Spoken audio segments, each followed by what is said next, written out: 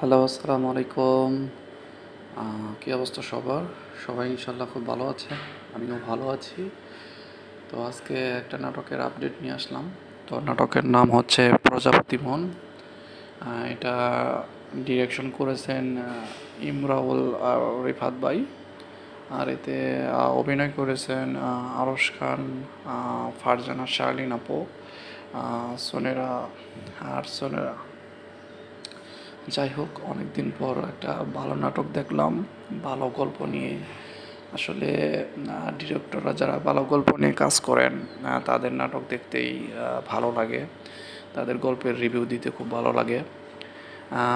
অনেক দিন পর অনেক দিন পর শার্লিন, ফারজানা শার্লিন আপু অভিনয়ে অভিনয়ে মনোযোগ হয়েছেন বা ইনভলভ হয়েছেন, দেখে খুব ভালো লাগছে।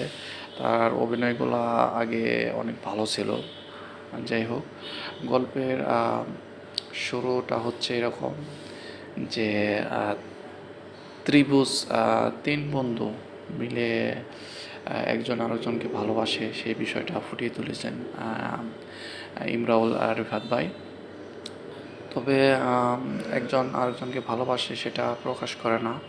তবে তিনজনই বন্ধু, তাদের সাথে ঘোরাফেরা, টাইমিং, চলাফেরা সব কিছু একসাথে। কিন্তু ভার্সিটি পর্যায়ে একজন আরেকজনকে ভালোবাসে কিন্তু প্রকাশ করে না, আরেকজন আরেকজনকে ভালোবাসে। এভাবে বন্ধুত্বর মাঝে আসলে ভালোবাসাটা আসলে চলে আসাটা এটা একটা বোকামি।